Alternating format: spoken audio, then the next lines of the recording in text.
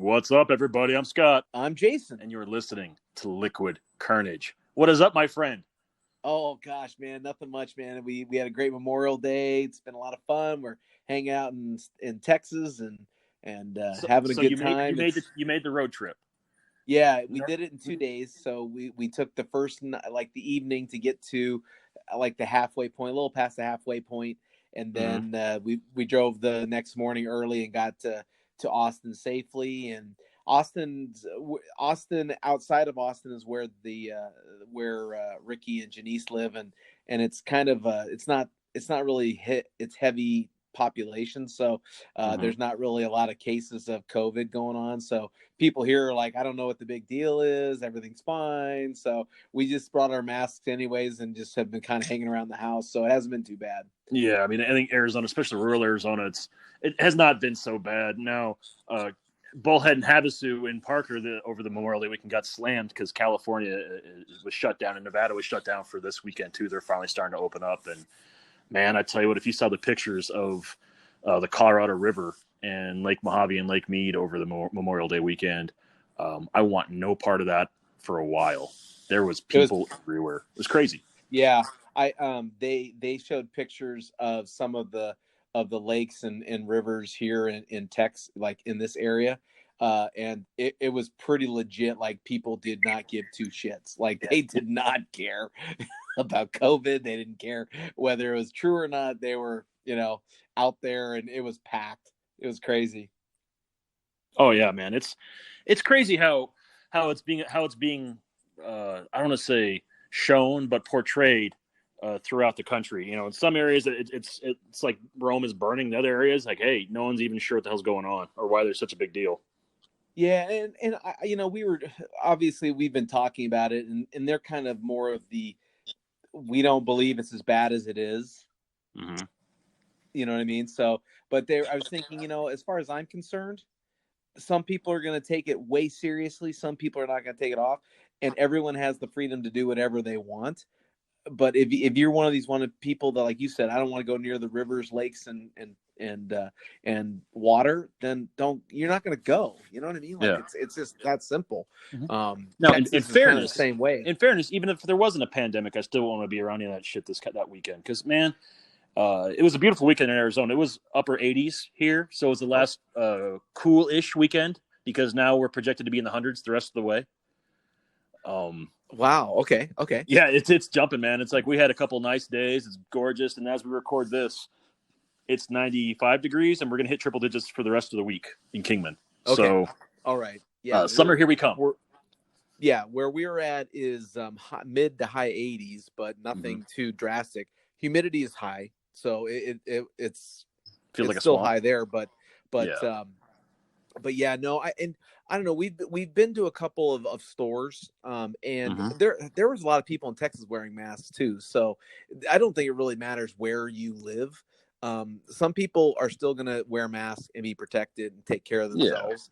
And so I figured that I'm doing the same thing. I'm a mask wearer, so I'd hate for someone to I don't know, make fun of me because I wear a mask or something. I mean, that'd No, be I pretty think mean. That'd I be think as pretty long as mean.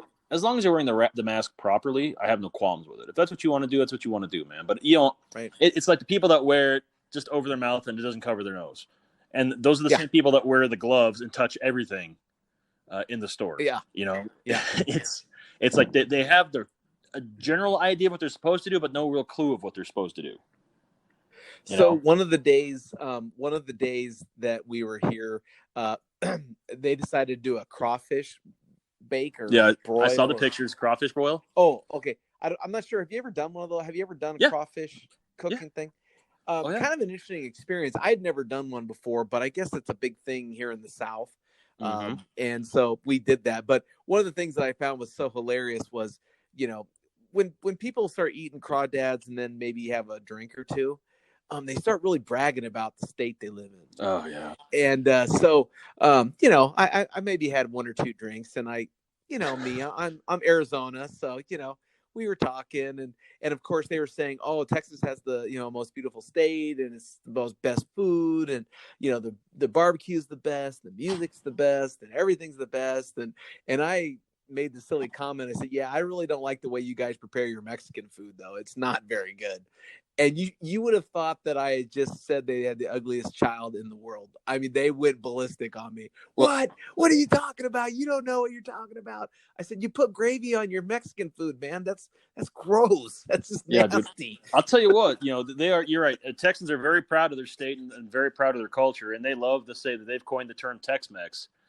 And being from Arizona, I feel like I've had my fair share of Mexican food all over the state, all over Southern California, New Mexico. Um, I agree with you. Tex-Mex is good. Don't get me wrong, but I mean, it's fajitas. Well, You know? and they do, like I said, they do a lot of sauce. Like they mix a lot of the meats in a sauce. It's not like a Mm-hmm. dry meat. It feels Yeah. like it's in a sauce, and I don't mind it, but it's just not my favorite. But you would have thought that I had taken a cross and burned it or something. That's how bad these people were like upset with me that I had done that. It was insane. It was insane. Well, but I guess think they're loyal to their state.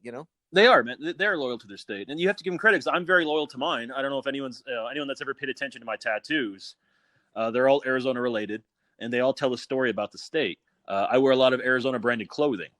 I'm proud of it, man. I like what we have. I like what we're working with, and I assume Tom up in Colorado, our EP, has brought some of his Arizona flair up there, whatever that might be. But before we know it, I'm sure he'll be repping Colorado stuff, saying why they're the best state. So I did have this issue, and maybe our listeners can help me, or you can help me. What food are we famous for in Arizona? Oh man, Because it's funny.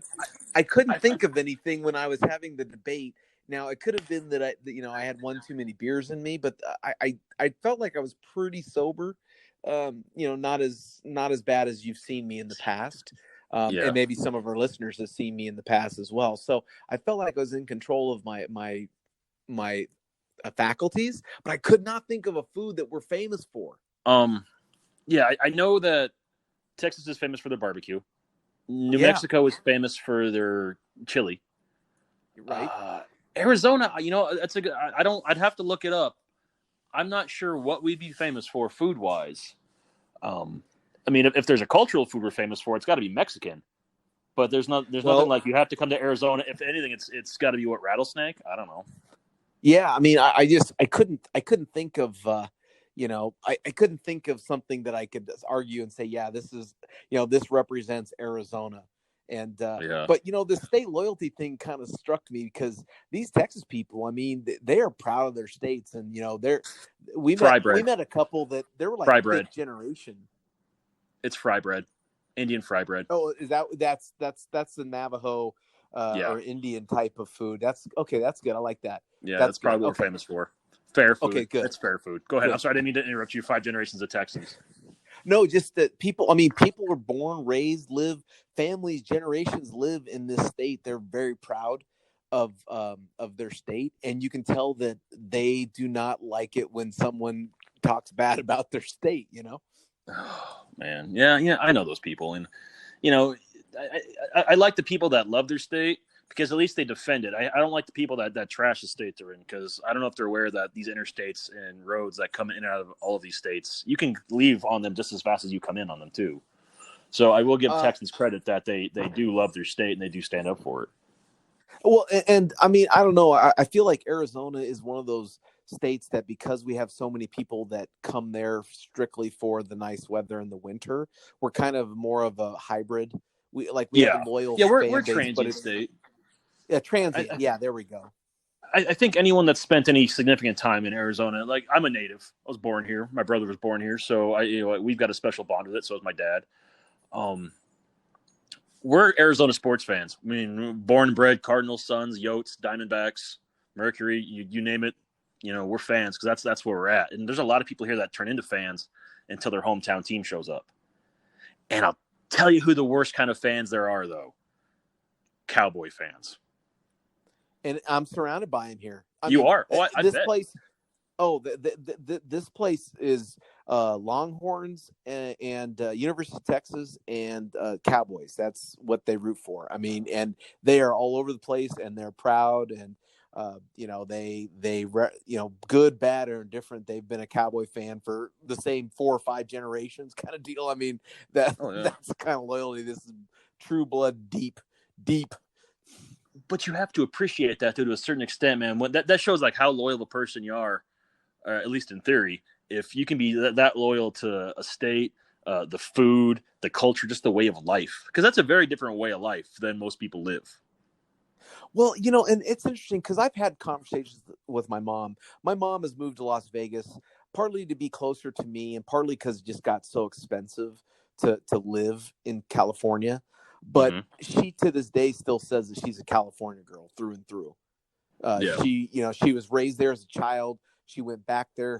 Her mother lived there her whole life, and I'm sure it's probably the same way with Californians that I am from California, and that is there's something to be defined as a Californian, the same way that there's something to be defined as a Texan or a New Yorker or Yeah. Boston.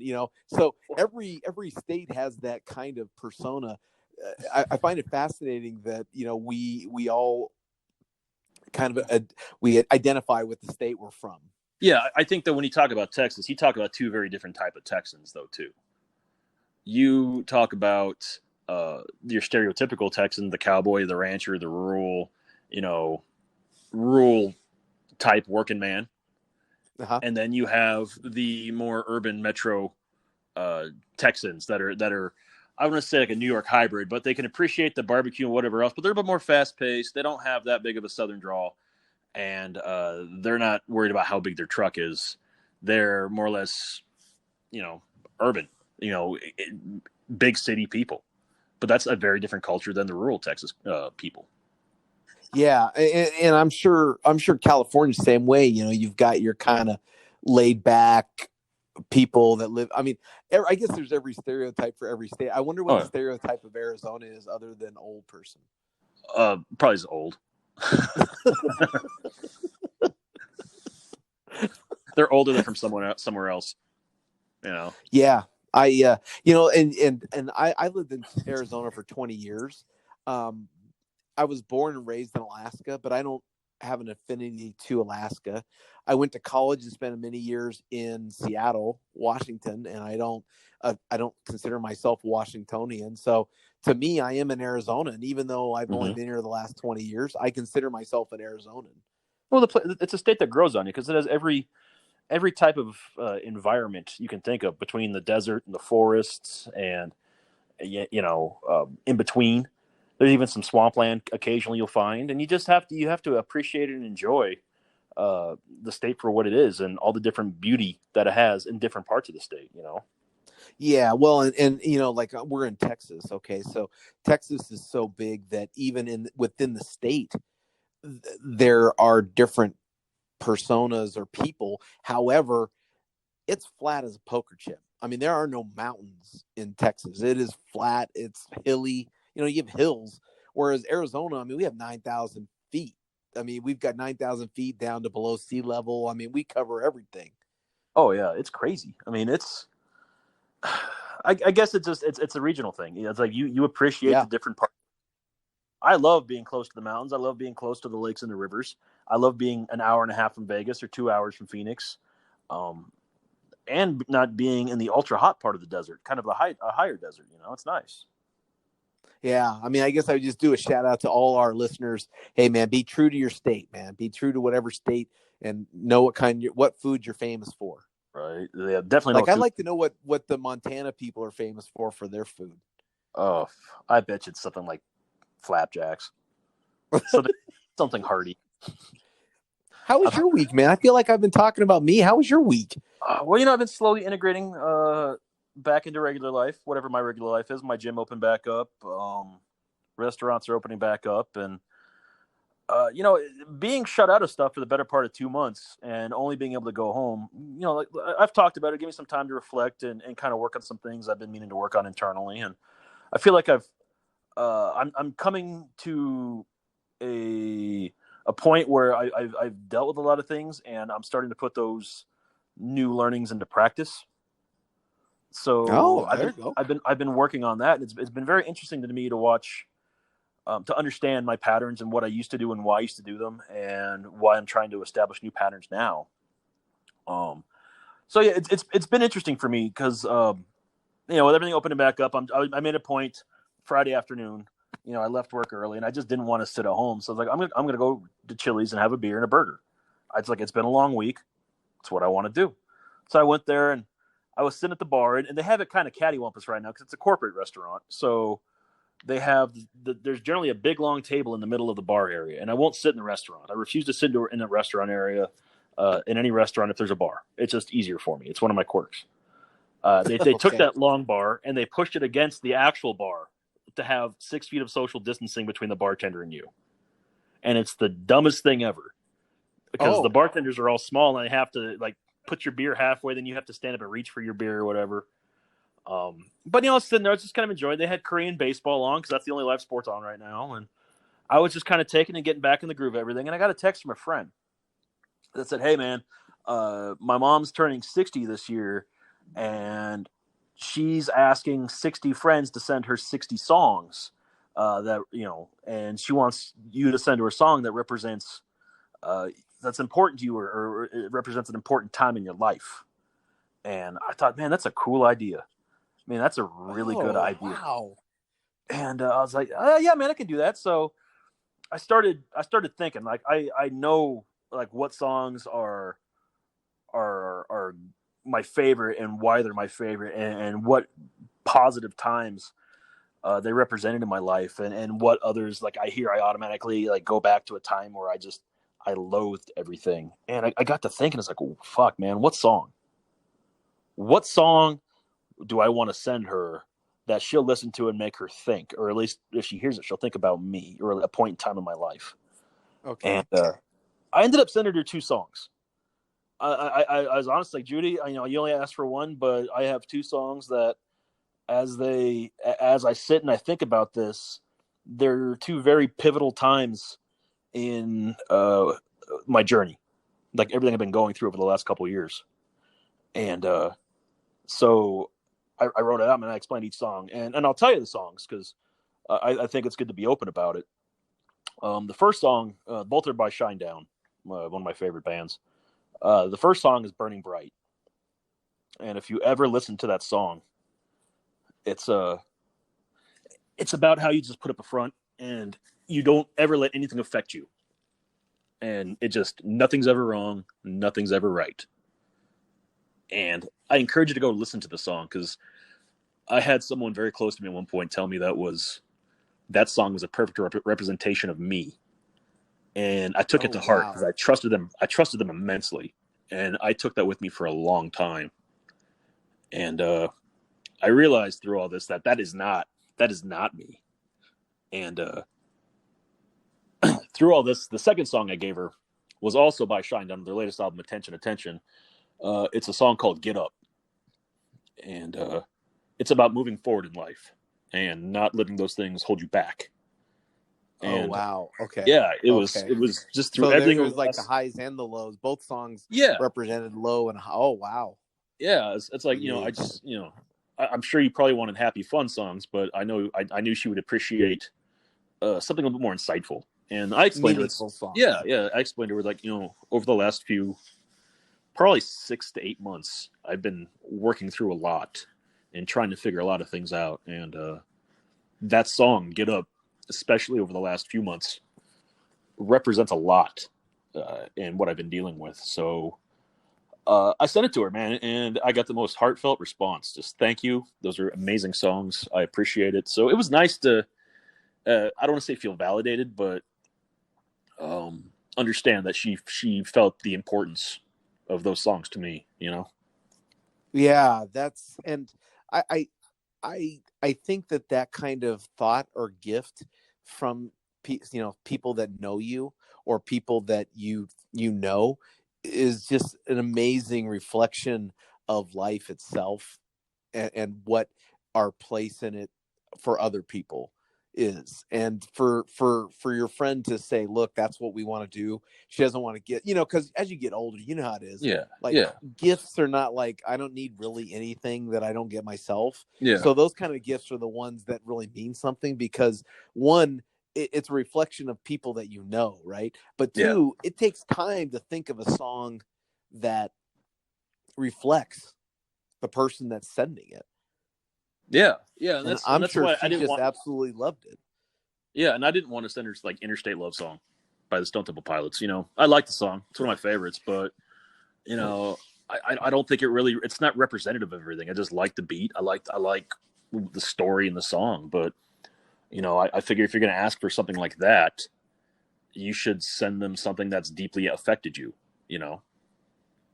Oh, that's awesome, Scott. Yeah, I'm sure that she really appreciated it too.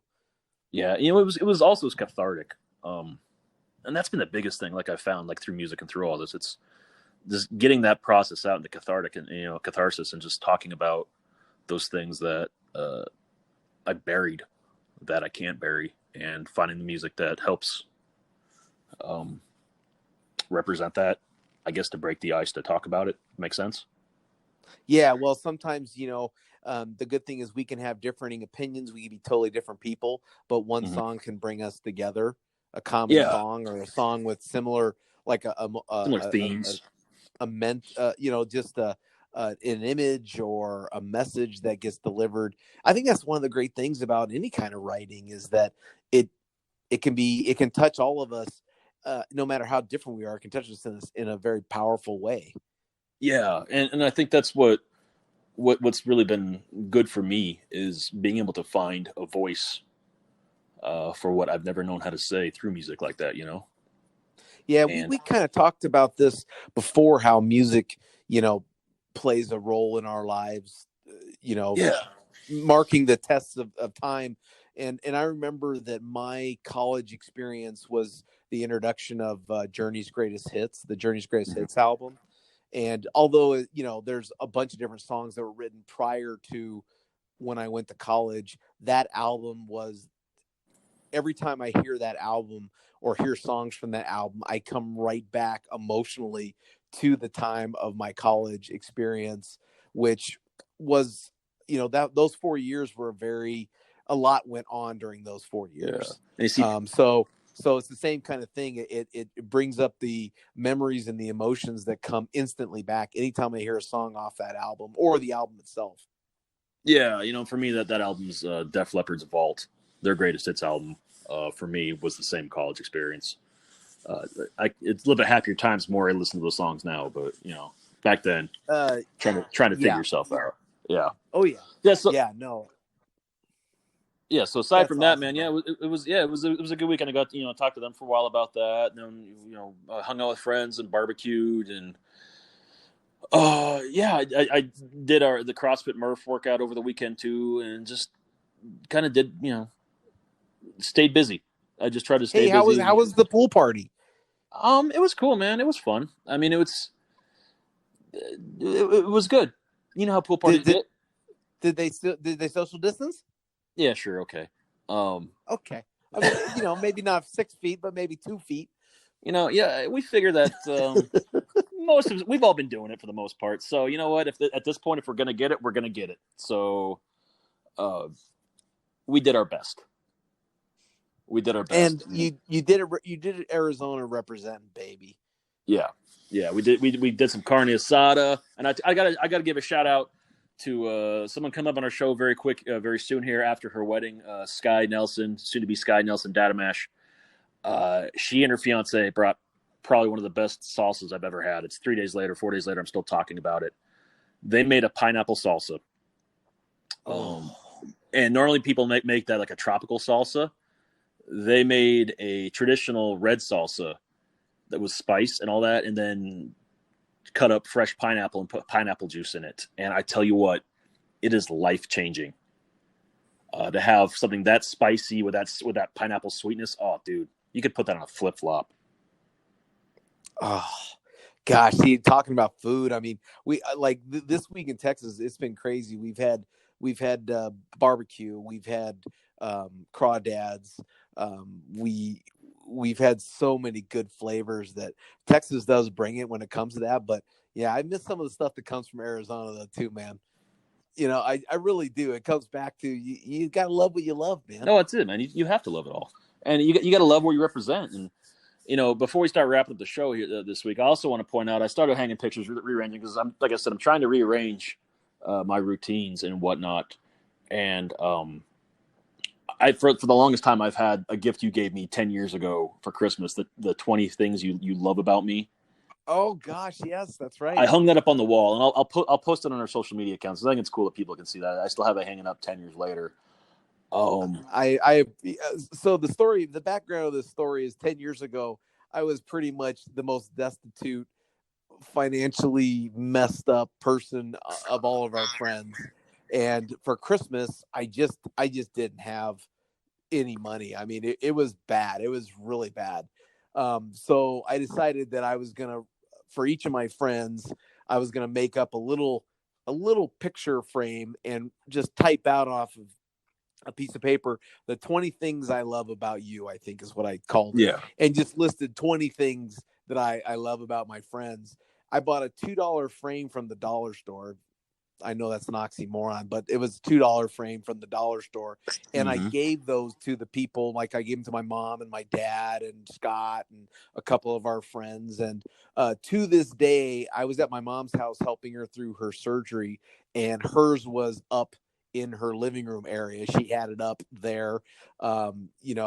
You obviously, I've seen it in your house before, and you've always, kind of had it. And it just makes me feel so good that you guys, gave me the benefit of the doubt and valued it to at least keep it all this time. So I do appreciate it, because Well, I felt and so bad. I mean, everyone else is, giving me nice little gifts, and I'm like, oh no, man. God, I what am I think going I to think do? you had the nicest Christmas that year for what you gave us. And the biggest thing I regret I can't find. I'm not sure what happened to it. Is you recorded all of us that song "You've Got a Friend in Me" on Oh, CD. that's right. That's right. I recorded that because I didn't have anything else to give. So I recorded playing that on the guitar. That's right. Yeah, and it was cool, man. It was a Randy Newman song from Toy Story. Um, and I don't have that anymore, and I feel terrible about that. But I think I left it in my CD player in one of the trucks I traded in. Oh gosh. Oh man. So Yeah. I wonder. You know what? I might have to try to find that, buddy. I'll try to yeah, if you find it could, and you see should if I have reissue it that still. like a 10-year anniversary cut. I'm gonna try. I'm gonna try to see if I can find it. So, as we wrap up the show, tell us, what state are you from originally? Do you consider yourself a native of that state? Are you still in that state? We want to hear it, and send us a picture that represents you in that state. Hit us up on Facebook, Instagram, or Twitter, all at Liquid Carnage. Or if you want to send our EP Tom some Arizona love up to his new Colorado native land, if that's what you want to call it, hit him up on Twitter and Instagram, all at Liquid_EP. Yeah, that's one thing about Texas though that it's hard for me is all the people that we hung out with, all they hang out with their family all the time. They're always, hanging around their parents and cousins and these big families. And I don't have a big family, so it's my mom and myself basically, and a couple kids. And so, I don't have that sense of family, but Arizona is my home, and the people like you and Dean and Reen and all the friends, JP and everything, those are my family. So I'm Arizona true and true, baby. And we appreciate that. So, I know. with that being said, why don't you go ahead and take us home, Jason? All right, man. Great episode, everyone. Hope you guys had a wonderful rest of your weekend. That was Scott. I am Jason. And as always, if you never know quite what to say, just have yourself some liquid carnage.